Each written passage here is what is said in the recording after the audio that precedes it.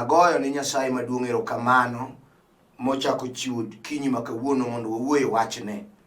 Nyinga gin Bishop Samuel Maroche Ogola, ang'amo war ma Ruoth omiyo mich mar yalo kod kwath.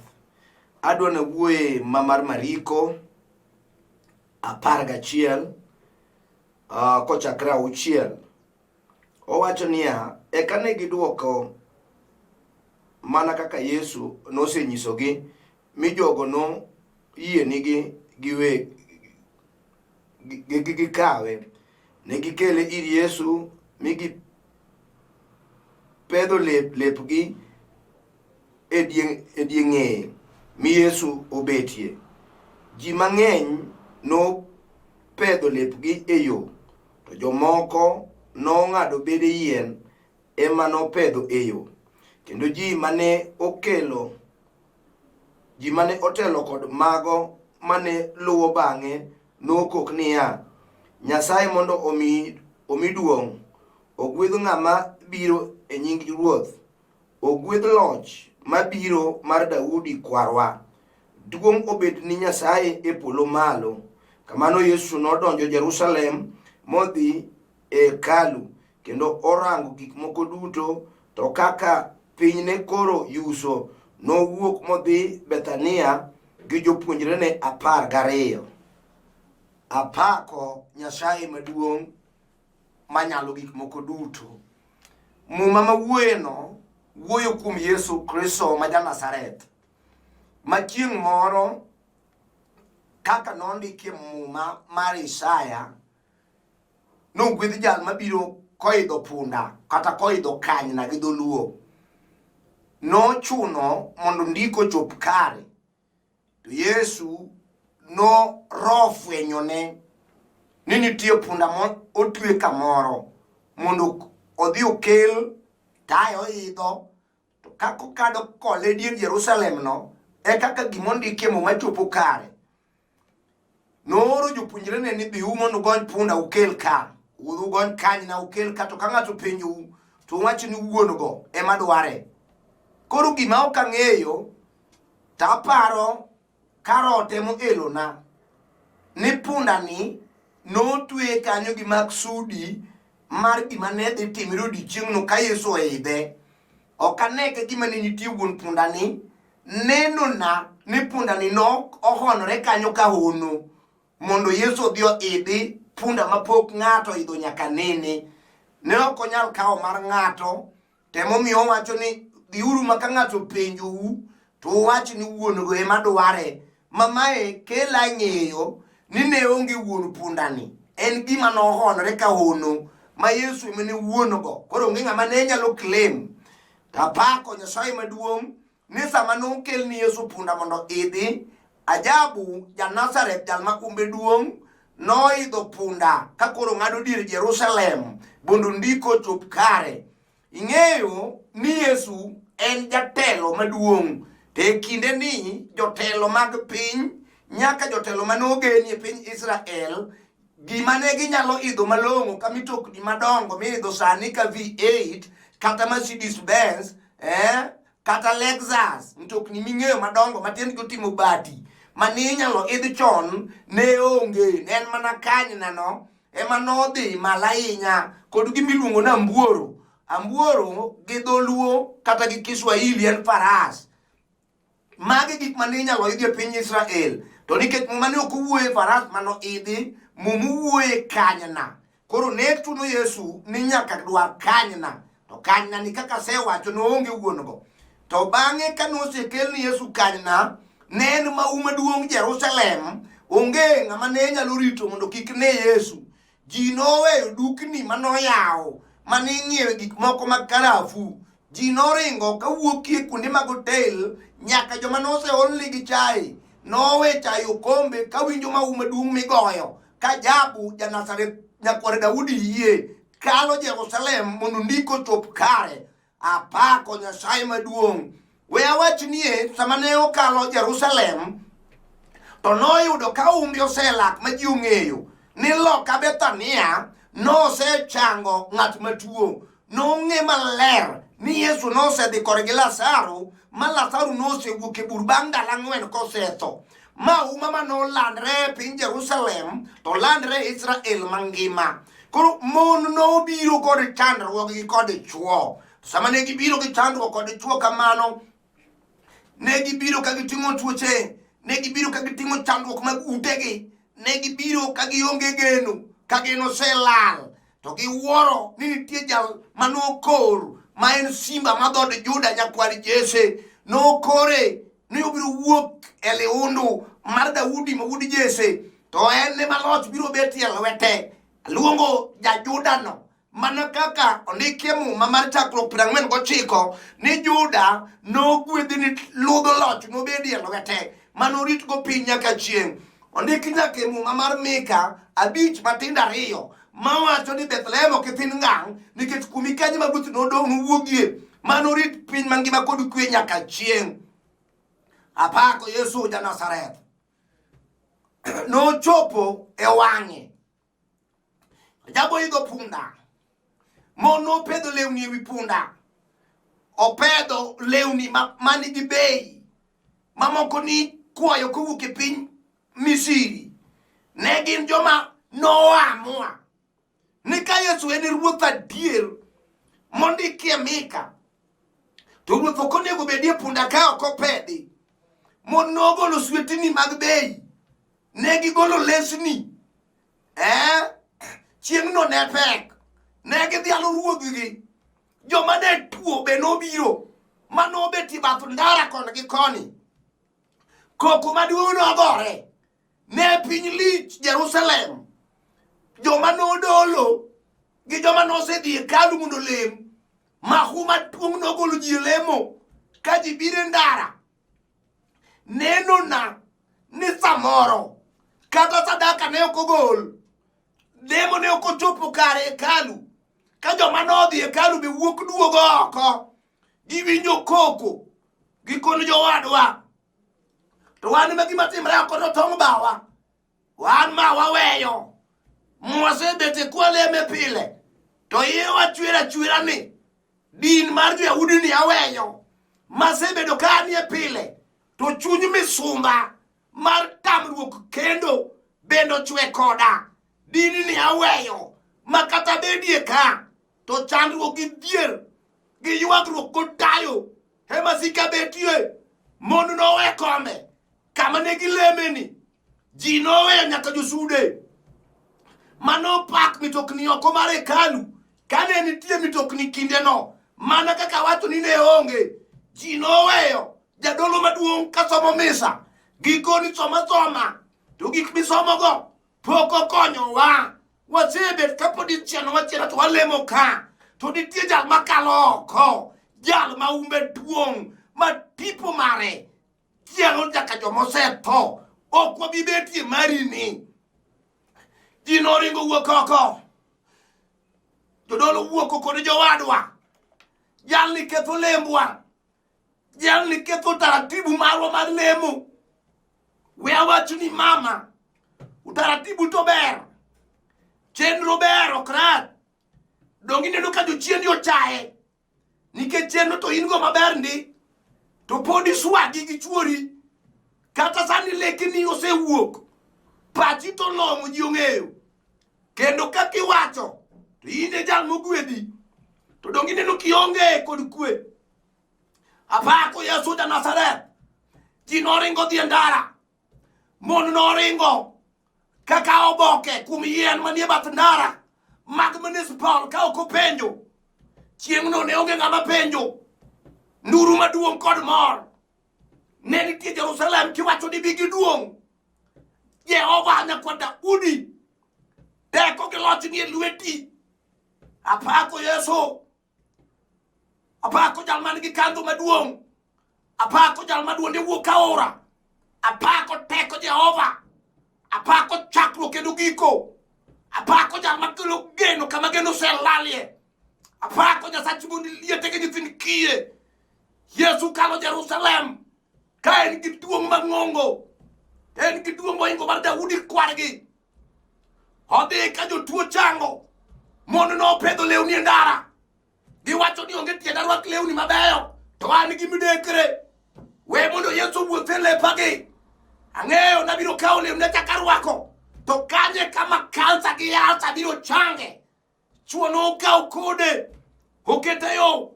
Giwacho ni punda ok nyal wuothe lo. Apako Yesu.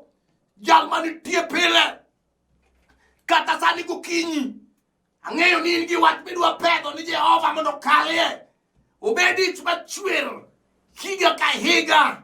Higa morego to yichwer. Isema to yindi nyalumo tamre. Jachien odagi. Samori sekalo nyaka dweche monegi nyuolie. Ma jomoko wacho ni kibiro dhi osiptal tibiro yangi. Mago mana jie mawuoyo. Tawacho ni kawuono ni yie wach mawacho ni kaw chandruogno ipedh ni Yesu dwa kale sani. Tuongi pa kod locho dok ne nyakwa Jesse. Samoro in ka mama wala isebedo go. Ine ma jogowi te magweng'u ochimo handi tir. Tine giseolo midong gik moko matindo e duka. Samoro paket mag Edex gi Panadol emodong duka ma yandu pong ma ji ong'eyo. Jogowi te we dukni moko to magi ma jachien chimo gie. Kawuono chandruogno ne gipedhi ni Yesu. Samoro wuoyo kodi osiepna. Iwuotho gi certificate mabag kod kalatas miting'o gi oseti. King'iyo to onge geno. Somo ti somo. Ma samoro idhi bet nyaka e pap ma Uhuru Park. Kiparo kaka dala wuyi chieno. Neno kaka hawi wuok e lweti. Owadu maduong' go kwamo. Ibende kwamo. Onge ng'ama konyo wadgi. Kawuono chandruogino kete mondo Yesu okalie gi kanyna. Obed gima tek. Miwinjo ka jachien oserido. Kata orido to Nyasaye biro yawo sani. Dwaro jal moyie mawacho na diera. Aseneno jalni kabiro gi kanyna. Obed kata ndulme. Musiko goya pile pi. To goya nyake mach. Ji ong'eya. Denda tiyo timo karondo rondo. Onge gima nyalo timo. Nyiri wete na osedhi tedo. To an ndulme otama. Kawuono pedh ndulme ne yo. Kama kanya muting'o jateko. Kanya muting'o wuon geno. Kanya muting'o wuon chang. Dwa kale sani. Tuong'o doko de thuon. Kata in mama. Oseriembi didi. Idhi tiduogo. Ichalo ng'amo kwamo. Itimo ni gik madonge dalano. Chuori manokendi. Dawu senato ni malo. In kubire odika. Togo i gotne moketi go. Oseting'o ni pala didi nodwa chuowi. Chunyi bende wacho ni wehe moro be wacho ni kiki wehe. Osiepe ni be ng'ado ni rieko. Ni mama wuga jani nyalo negi. Winji mano ken duoko. Kaw chandruogi no kawuono. Ketie yo Yesu dwa kale. Apako Nyasaye mar iwuoro. Nitie joma pesa wuok e lwetgi kata omak milion adi. Jachien pado ma pesa lali e lwete. Moduogo chako olo ji nyaka jomodhiero olo. Jachien odagi ni ok onyal bedo gi gire e lwete. Otame nyaka otame gero. Toto tami be ng'e na wuoyo. Ise baro yien nyadidi ni dwa gedo. Ma yien otuo mabiyo chamo morumo te. To kadwaro Yesu thuon ja Nazareth. Ene maneno koseting'o tiende. Koidho kanyna ochimo chandruoge tir. Kata inie dala. Nyithindi minyuolo donje kong'o te. Onge mapacho tiyo. Kawuono ni. Abiro ng'isi gimomiyo noket siponj. Idho Yesu e bao malo tok dala Jerusalem. Noket siponj mar kong e dhoge. Ka Yesu dilo jomimako. Jomath kong'o Yesu notimo te motieke Kalvari. Kata obed gima on. Mon ni malong'o moyang'e diel ma ji omadho wen. Omiyo tamre weyi. Kawuono Yesu nitie. Inyalo pedho kong'ono piny. Kata ore e kor lwasi. Modhi omaki ti. Tawinjo Yesu nitie. Chiero lo tho ke ojo Yahudi. Jal ma nitie nyakwar Jesse.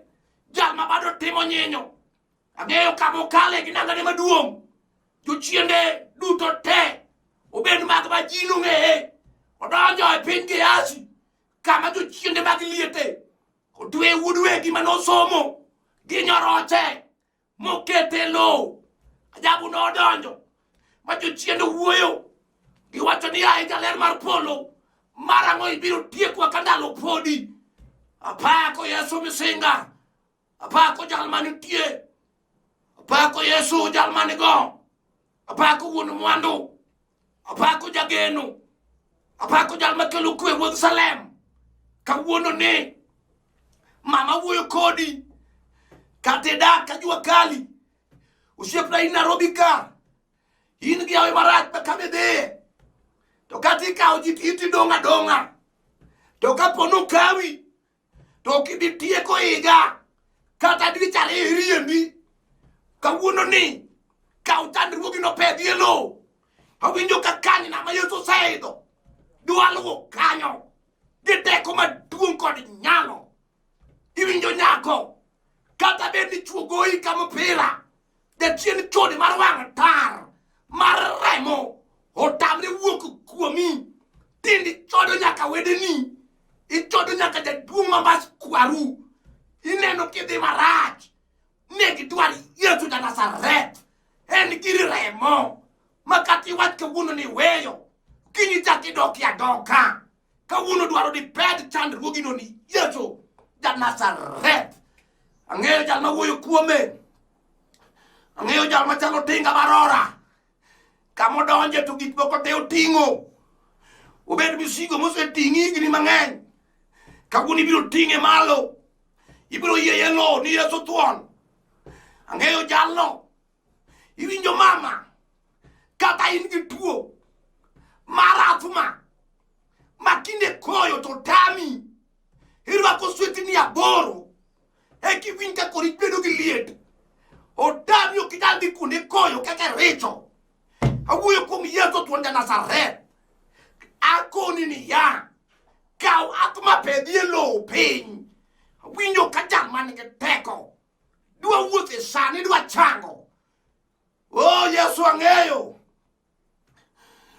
jal moting'o chandruogwa te kokalo Jerusalem odhi ochope gima ne Isaya oneno.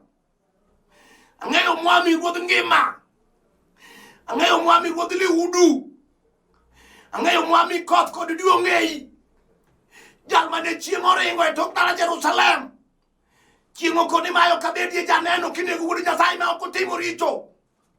Yesu ne ma wuoyo kuome obed juogi machal nadi ong'eye, obed juogi mag mumbo ong'eye, obed juogi mag unwa ong'eye, obed juogi mag sewe ong'eye, obed juogi mag onyango gi mag nam ong'eye. Yesu ang'eyo nong'eye.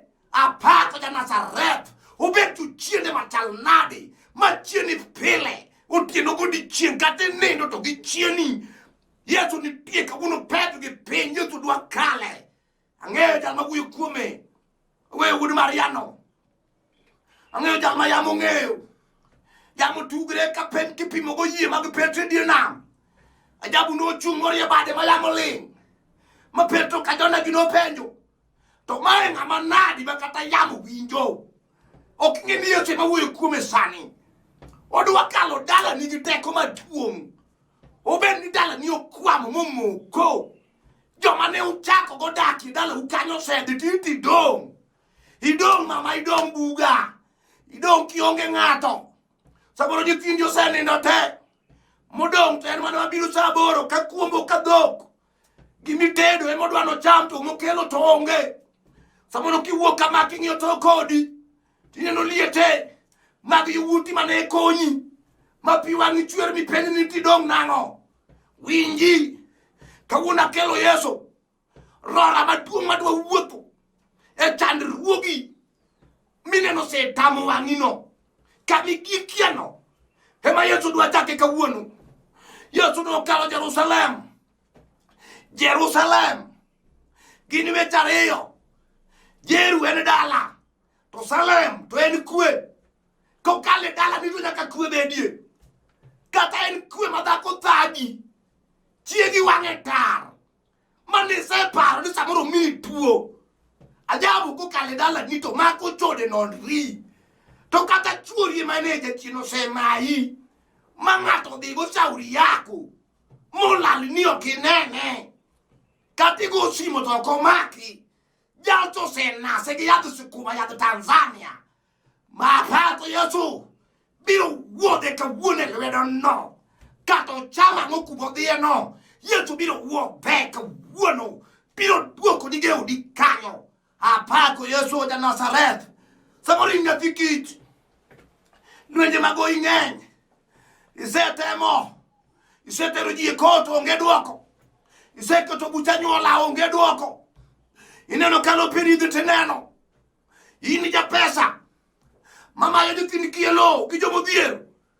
awuyo kodi onego wari nikech giminene timono inyiew sum ni nyithindi onge manodhi maber ondiki muma mara Ayubu nikikwa buogi ka ng'ama kar ka ng'ama rach kare dhi maber nikech mano mana muda matin obiro chako neno gik mapek obiro neno gode dalane obiro neno dera kod ywagruok e dalano apako Yesu barito mondo liete kawuono ni awuoyo kuom jako moro manyalo kawo gire ketie piny okoni kawuono kete ndara kama jabu biro kale obed parruok musemi paro tho kod darruok gimadho sum mago onge duoko ni wach mawuoje sani kaw paro go pedh piny Yesu mondo kalie kawuono ni ibiro neno thuon ma dhod Juda nyakwar Jesse jal ma ume pek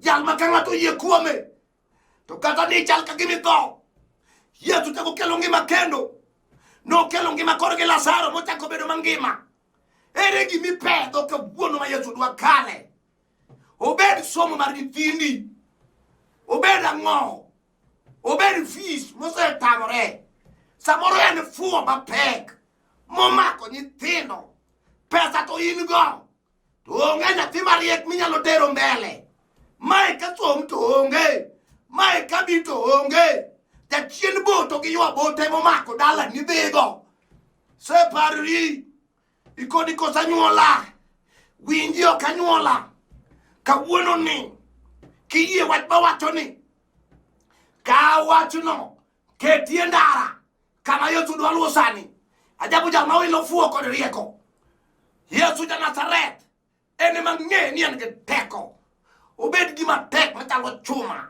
ajabu biro ture kawuono ibiro neno lokruok e jamhuri mar polo kolwar e dala ni kolwar e odi apako Yesu ja Nazareth winji mama wadwa dodo wach kodi wach achiel ere gimi pedho ni Yesu kawuono ere gimi pedho obed kisiran mar tich kabitieno inie mirach kati tim gima beto inie mirach kawuono pedhi wachno ni Yesu ng'ama chandi kanyo pile ka pile no musiko buogi ni nyalo riembi ti we thagri mang'eny kaka wuoyo kodi ni pedhi ni Yesu piny mondo Yesu kalie apako msinga mar lweny kawuono ng'eni tie ng'ama dwa pedho chandruoge ni Yesu mondo kalie ajabu oseyudo puno chimitir okale yo e bumbati okale yo dala ni okale yo sikul oyal kale yo karimar pichani apako Nyasaye maduong' mar yuoro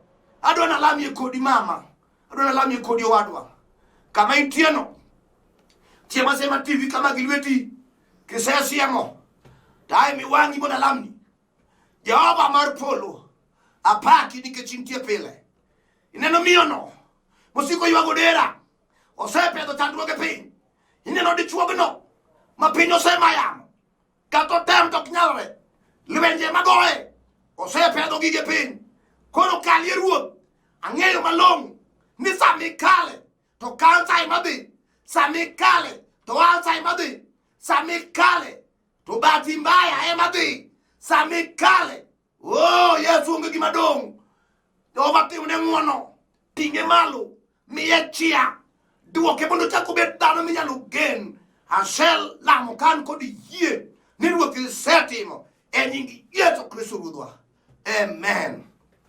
Agoyo ni Nyasaye maduong' erokamano mana kaka wacho Nyinga en Bishop Samuel Maroche, an Wuda Sembo Kanyakala. Ki lora jego ti di skul Rambugu. Penja kotoyo mane dalawa. To gi sani tatio ti Nyasaye piny Nairobi. E kanisa miluongo ni The Finished Work at Calvary. Mane ti Olympic. Kise biro nyako Olympic stage. Kibira yo kibira. To gaga simi biro kawi kanyo. Ang'eyo ni samoro ng'ato dwaro ng'eyo namba na mar simo.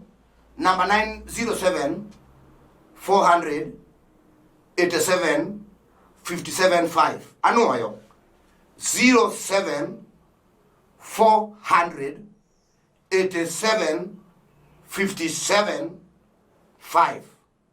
Erokamano, Nyasaye ogwedhi. Shalom, shalom, shalom.